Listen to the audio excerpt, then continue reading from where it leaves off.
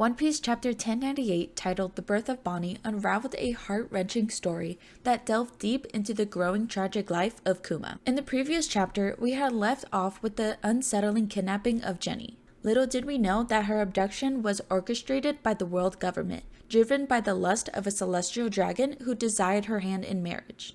After 2 long grueling years, the toll it had taken on Kuma was painfully evident, manifesting in his increasing brutality when facing world government soldiers. Over these 2 years, we also witnessed the growing strength and reputation of the Revolutionary Army, a beacon of hope in the world filled with corruption and oppression. And then in the next panel, a mysterious ship appeared on the horizon, making its way towards an island. A voice crackled over the radio, reaching the ears of Dragon, Ivankov, and Kuma. It was Jenny. The trio's faces lit up with joy upon hearing that she was alive, but their joy was short-lived, as Jenny recounted the horrors she endured at the hands of the celestial dragons and how she was discarded due to a fatal illness she contracted. Their happiness turned to sorrow. Jenny's time was running out, and she was on the brink of death. In a heartfelt moment, Jenny asked Dragon to take care of Kuma. She bid her farewell to Dragon and Ivankov, and in an obvious revelation, confessed her love for Kuma. Her words ignited a torrent of emotions within Kuma, pushing him to discover Jenny's current whereabouts. He swiftly teleported to the church where they had once shared a joyful life. Upon his arrival, the elderly residents of the church broke the heartbreaking news. Jenny had already passed due to her illness, which turned her body into stone when exposed to sunlight. However, Jenny had left something precious behind for Kuma.